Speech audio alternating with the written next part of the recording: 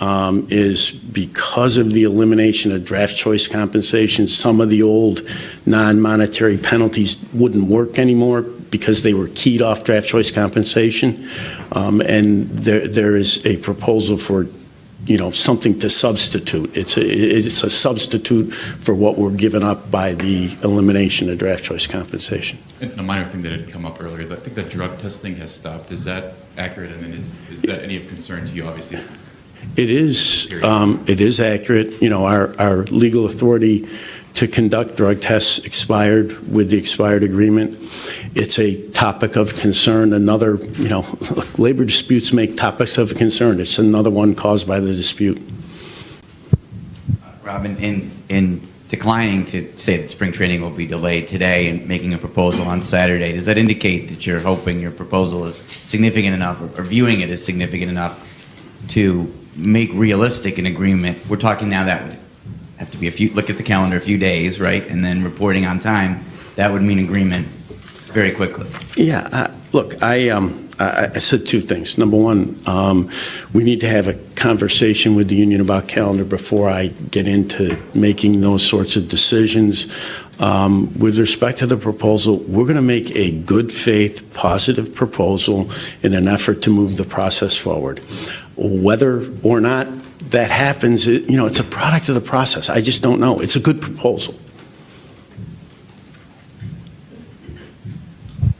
Rob, you said you're the same guy since 1998. You've gotten all your deals done. That's technically true, but 2020 obviously was a unique situation, but that could have started earlier if the two sides had agreed quicker. Yeah, I'm going to stop you right there. I 100% disagree with that. If you go back and look at the governmental authorities who was giving us permission to play, there was no way we were going to say, whether we had made an agreement or not, there's no way we were starting earlier. But do you dispute that there was considerable tension between the two sides in 2020? Oh, no. I mean, I stopped you only on the idea that we could have played more. Look, the history of what happened in 2020 is what it is. It was a contentious negotiation. And it's the same principles on both sides. Yeah, that's true. So it's... like I said, we had a contentious negotiation in 2020 over one issue in the middle of a pandemic. The longer track record is we made 4 basic agreements without losing a game. We made some agreements early, and most of them without any public rhetoric surrounding them. Right. I guess my question is this group of people on both sides, is this a factor in this issue? And this is the first time, with Tony and Bruce and you and Dan, with these specific people. Yeah, look, this,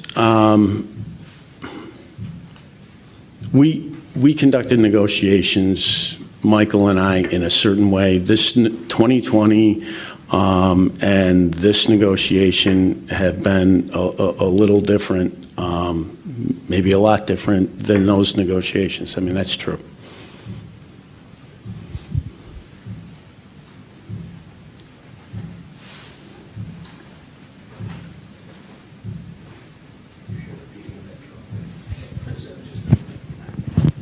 Rob, you said you're being optimistic, and you're an optimist. Is it by nature or because of the sense of where you're headed?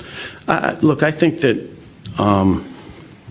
to be a good labor relations person, to work in what is an extraordinarily difficult process, you have to be optimistic by nature. You have to keep in your mind what I said earlier, and I'll say it again. One correct move sometimes opens the way to an agreement. And, my view of the world has always been you keep looking for that one move that creates the opportunity. Can I drag you to a different subject area for a moment? Gosh, I'm enjoying this so much. Go ahead. Just as you would expect, after the rejection of the Montreal plan, what is the level of urgency from your perspective from the Rays stadium situation? And who is the onus on now? Is it on the Tampa Bay community or is it on the Rays? Well, look, we do have a sense of urgency with respect to the Tampa situation. I think a club being in, and they have been in, a substantial period of uncertainty as to where they're going to play, which, in turn dictates the economic outlook for the franchise. That's a bad thing. It's a bad thing for a business. It hampers the ability of the business to operate and the club to operate in the most effective way. So we do have a sense of urgency. My hope is that Tampa, the officials in Tampa Bay in the region, I've gotten educated on that. I'm pretty good, yeah. In the region and the Rays can work together to find a solution that'll keep a full season of baseball in Tampa. We think Tampa's a major league market, and we want to find a solution that makes the club economically viable in that market. And have you heard enough to think that's possible? You're talking to Steve recently? I'm encouraged by, I thought Mr. Sternberg's tone the day of the announcement was, and I said this in the executive council, I thought it was pluperfect. I mean, in an extraordinarily difficult situation, I thought his tone was great. I think some of the comments from civic leaders in the region have also been encouraging.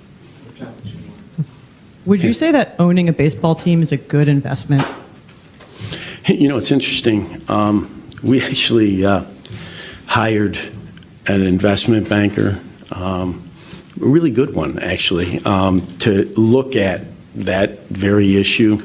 If you look at the purchase price of franchises, the cash that's put in during the period of ownership and then what they've sold for, historically, the return on those investments is below what you'd get in the stock market, what you'd expect to get in the stock market, with a lot more risk.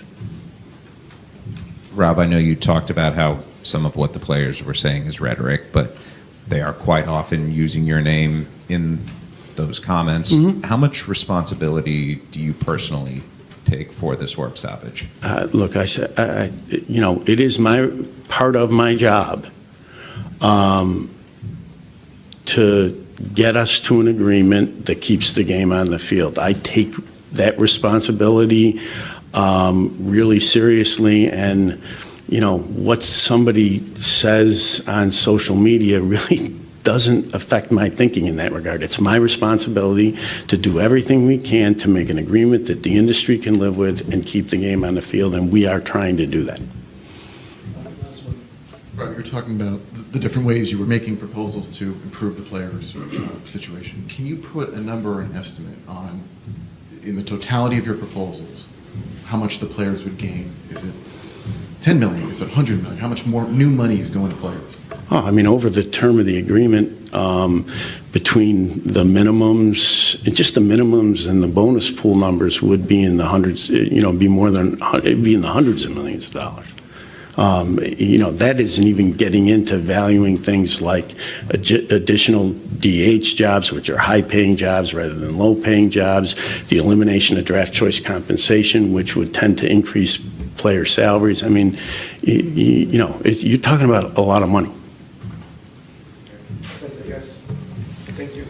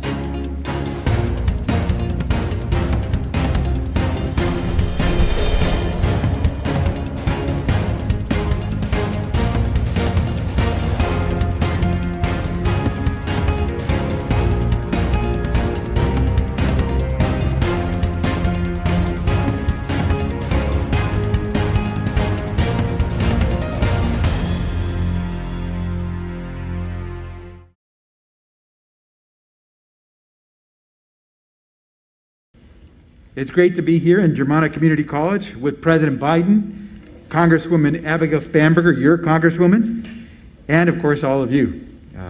Mayor Ollinger is here, and I hear it said that Culpeper is supposed to be the prettiest town in Virginia. Yeah? Oh, right, Mayor Reeves. Okay, Mayor Reeves, I hear it, the prettiest town in Virginia. So congratulations on that. I hope it is. I hope it is. Now, a little bit more than a year ago, President Biden stood not far from here at the U.S. Capitol, and he promised to make health care more secure and more affordable for all Americans. I'm proud to tell you that just days ago we announced that a record-breaking 14.5 million Americans got themselves a health insurance plan that they could afford through the Affordable Care Act and its recent open enrollment period. Now let me go ahead and take off this mask.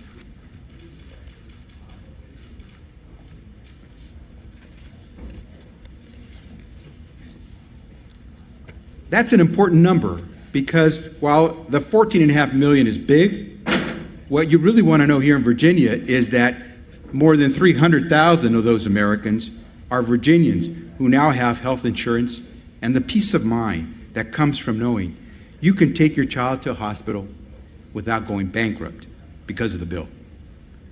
The President's American Rescue Plan, which Congresswoman Spanberger helped get across the finish line, helped lower the average monthly premium on those insurance policies by 26% for those Virginians. That's more money staying in your pocket because you're hardworking Americans and you deserve it. In fact, thanks to the President's American Rescue Plan, 4 in 5 people in America who recently signed up for the health insurance offered under the Affordable Care Act could find a health plan where they paid $10 or less per month in premiums. $10 a month in premiums. Now that's a good deal. The President also has us hard at work fighting to lower the cost of the prescription drug that you use day in, day out, and that you need. He's heard the stories from Americans in every corner of our country. Americans like Alex Smith in Minnesota, who couldn't afford the medication he needed. Alec, a 26-year-old father, died after trying to ration his insulin because he was trying to make ends meet. We pay too much for prescription drugs in America. On average, about $1,500 per person.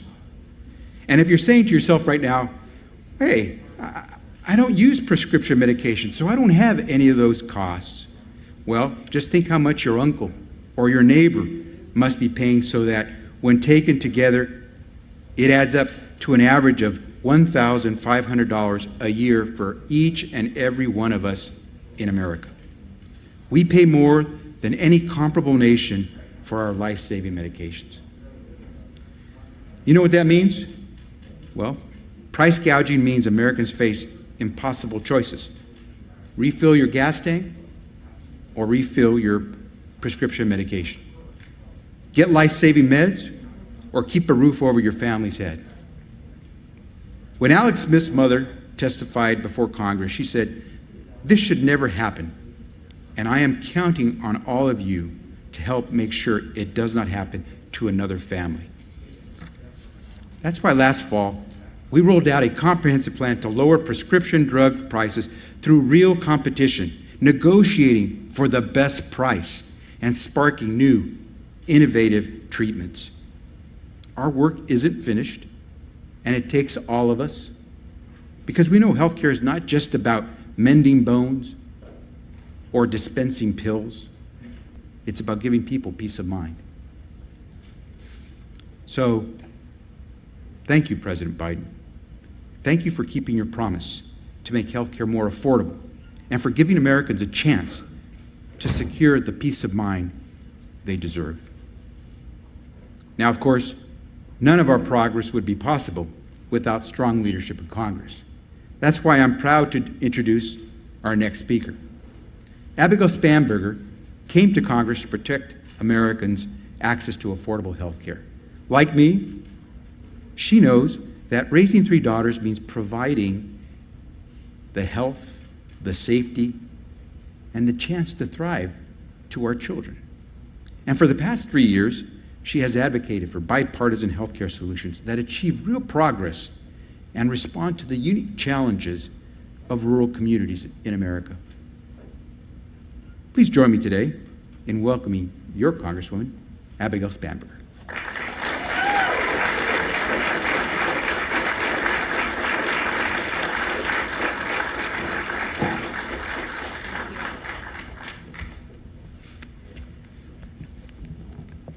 Hello, my name is Abigail Spanberger, and I am proud to serve Virginia's 7th District each and every day in Congress. On behalf of our district, I'd like to welcome President Biden and his team to Culpeper County. Welcome to our Commonwealth, Mr. President. Thank you, Secretary Becerra, for your introduction, and thank you for your attention to the rising cost of prescription drugs. I look forward to working closely with you in the future. Thank you to Mayor Reeves and members of the Culpeper Town Council for being with us today. Today, I am proud to bring the President of the United States here to one of the campuses of Germanna. Mr. President, this institution does tremendous workforce training, and they truly have a heart for not just the careers of their students, but also for their well-being. If anyone in your administration has questions about how to get the next generation prepared and to how to keep our country competitive, I would encourage them to look no further than this place. Throughout the pandemic, places like Culpeper have looked out for their neighbors. People have banded together, and they've supported small businesses, first responders, police, and healthcare workers, all of whom make our communities stronger. We have seen tremendous progress in the battle against this virus, but even in the midst of this moment of recovery, our communities still struggle with the sticker price of many items, including and especially at the pharmacy counter. COVID has exacerbated what was already a staggering day-to-day cost for Virginia families, and we are long overdue in addressing it. Today is about bringing food focus and, more importantly, urgency to lowering drug prices. Since I first ran for Congress, this issue has been top of mind for my constituents. They are outraged that in the United States of America, they have to pay 10 times as much or more as patients in other countries pay for the same medication. For our neighbors with common health conditions like diabetes, heart disease, or cancer, I consistently hear about how skyrocketing drug prices are making it harder to stay ahead and harder to plan for the future.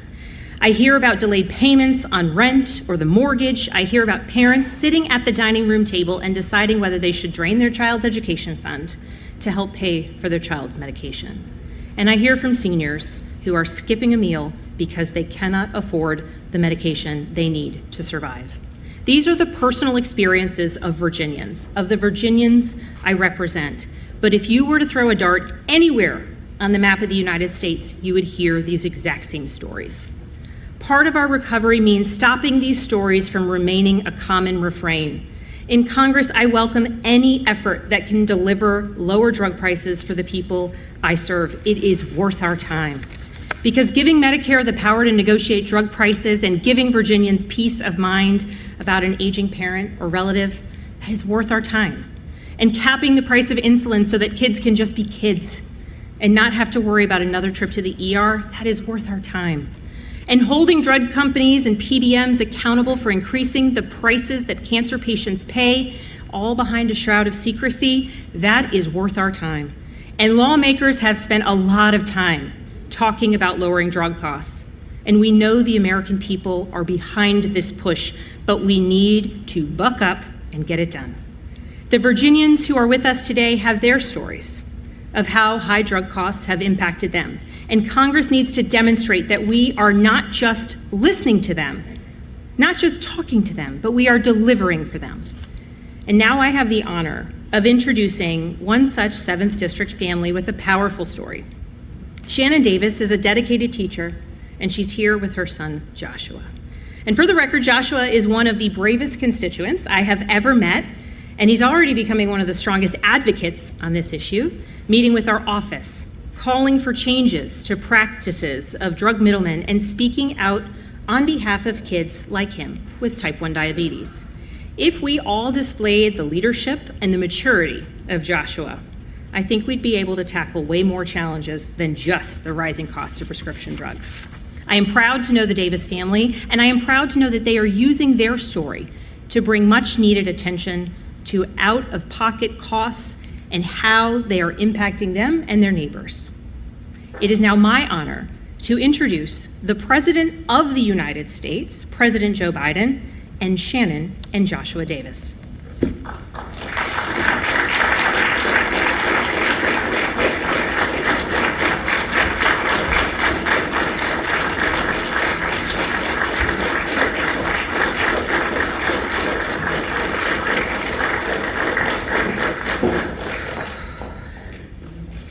Thank you so much to Congresswoman Spanberger and President Biden for reaching out to us to be able to share our story with you today.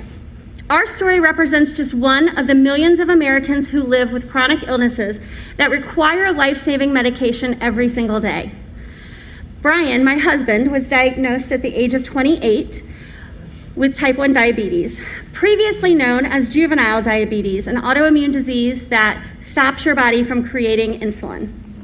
At 28 years old, that was such a surprise for a young couple married to realize that Brian would need this insulin for the rest of his life. This quickly became overwhelming when Joshua, our second child, was diagnosed before his first birthday. At the time, we had no idea how the prescription and medical costs would impact our future as a family. We are extremely privileged that we have maintained insurance for the last 17 years. However, even with insurance, we currently spend between $6,000 and $7,000 a year. That is just our insulin cost. This does not include the insulin pump supplies, emergency glucagon, monitoring, or test strips. We have worked hard over the last 12 years since Joshua was diagnosed, and we have figured out ways to conserve our insulin when possible. You learn tricks to save money with this life-threatening disease. We will use one vial between Brian and Joshua until its every last drop is gone. We will use insulin after it is expired, even though it's recommended, and we will push our pump sites just a little bit longer than we should. We will space out when we pick up our new prescriptions because in January, when our new high deductible has hit, we do not have thousands of dollars to go into the pharmacy and spend that money on our insulin. Everyone's experience is unique, and I have met so many families that have had to skip insulin doses or choose between their house and their electric bills or their child's insulin for the month. Joshua is only 12 years old. And on February 13th, he will have lived with type 1 diabetes for 12 years. And God willing, he will have many more years ahead of him. And in those years, I am hopeful that when he is an adult, as a country, we will have recognized that these crucial medications need to be affordable for all Americans. If insulin costs were capped at $35 per month, this would be life-changing, not only for our family, but for the millions of families impacted by diabetes. I am so thankful for the leaders who are working so hard on behalf of our families and the rest of the Americans to make this a reality. At this time, I would be honored to introduce you to one of my heroes, my son, Joshua Davis.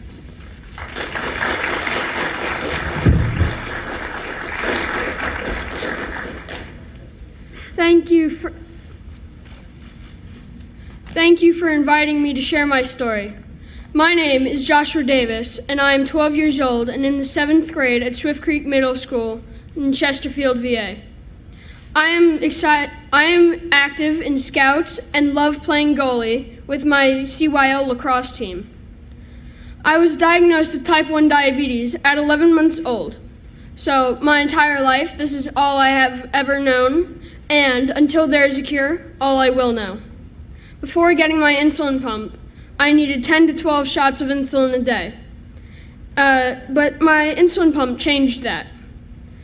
But while I am getting older, I also need more insulin every day.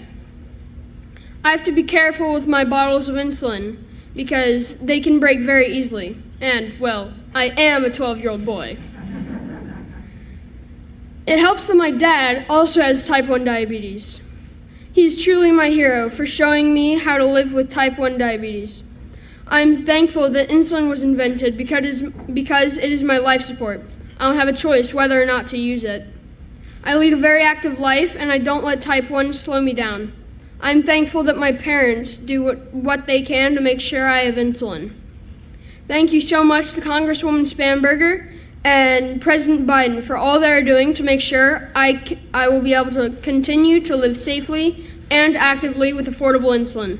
Ladies and gentlemen, please welcome the President of the United States, President Biden.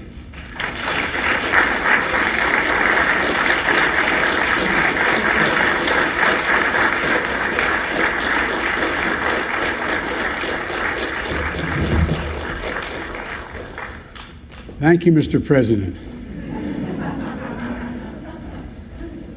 I could have no more have done that when I was 12 years old than fly. I used to be a stutterer. I was scared to death. I would stand up and talk like that. And I can't tell you how proud I am of you. And your brother is equally as impressive as you are. He's standing there. He's sitting there 2 seats over. Shannon and Joshua, and by the way, happy birthday, man. He's going to be 13 years old, teenager, in a couple days.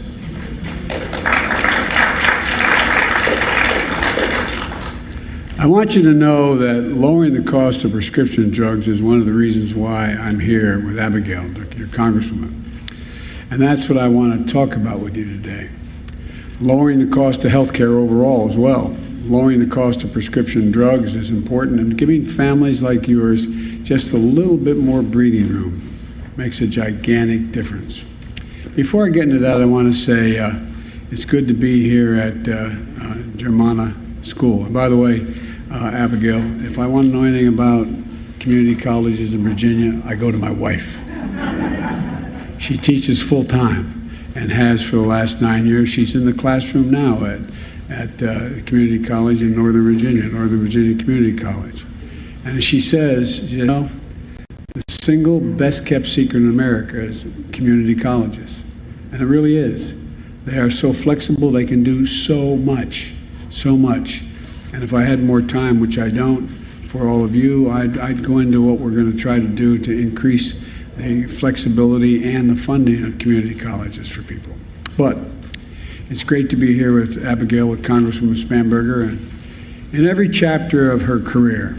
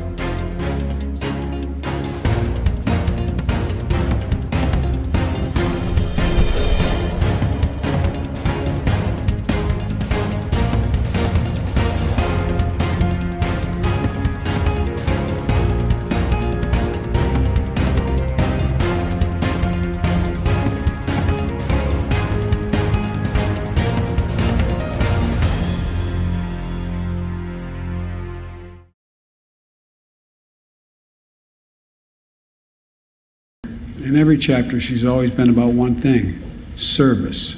Service. I also want to thank Mark Warner and Tim Kaine, your senators here, good friends, and worked closely with me on so many things when I was a senator and now as president and when I was vice president. But they needed me in Washington today because there's votes in the Senate. I also want to thank Secretary of Health and Human Services, Javier Becerra, for two things. One, for answering my call when I asked him to come and be the secretary. I was worried he wouldn't. And how much he's helped us make so much progress in getting people vaccinated, getting health insurance, and making it more affordable health care. Look, health care is part of Abigail, Congresswoman, or your Congresswoman's background. Back in 2017, she saw her representatives in Congress vote to repeal the Affordable Care Act. That was one of more than 100 Republican efforts. There were 100 Republican efforts since we passed it in our last administration to repeal the Affordable Care Act. But she knew that that was the exact opposite of what Central Virginia badly needed. You needed then and you need now more access to quality health care that is more affordable. So when I became President of the United States, that's what we did. We passed the American Rescue Plan, which made quality coverage through the Affordable Care Act more affordable than ever before, with families saving on average, who signed up, family on average $2,400 a year in their annual premiums. Compared to last year, the average monthly premium for Virginians has gone down more than 25%. Over 5 million people have gained coverage through the ACA since I became president. And as was mentioned by Javier, over 300,000 Virginians have signed up for health insurance during the open enrollment period here in Virginia. And we want to go further. Lowering prescription drug prices, get a cap on the amount people pay on Medicare, pay for prescription drugs, and to bring more clarity and fewer surprises when you get your bills if you've been hospitalized. So let me say a few words about each of these things now. With regard to prescription drugs, in America, we pay the highest prescription drug prices of any nation, developed nation in the world, the highest of any. And it's about 2 to 3 times higher than what other countries pay. Let me give you one example.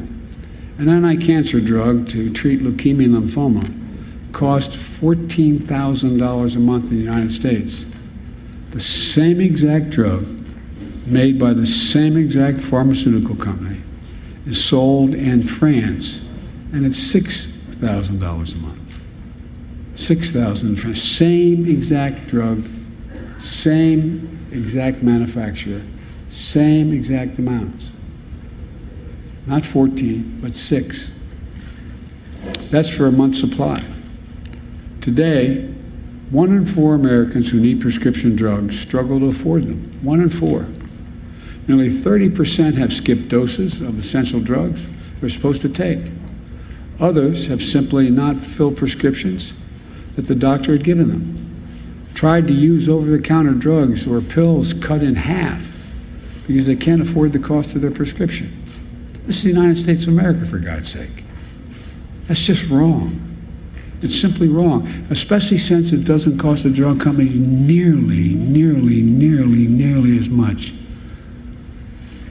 to make the drug or the research that went into them. Let me regress for just a moment here. I started when in the Obama-Biden administration an effort to deal with the cancer moonshot, to change the way in which we deal with cancer. And I'm reinstituting that in my administration now. And it was interesting. We had these hearings all over the United States, and one of the major events we used at Howard University, where there were 35 other events going on simultaneously with this. I had subsequently met with the heads of, I think it was 30 drug companies. And I said, if you found a cure for a particular cancer, how much you think you should be able to charge? And the response universally was what the market will bear. I said, hope I don't get elected president, because that's just not what you'll get. You should be treated more like a utility. You should be able to make a significant progress.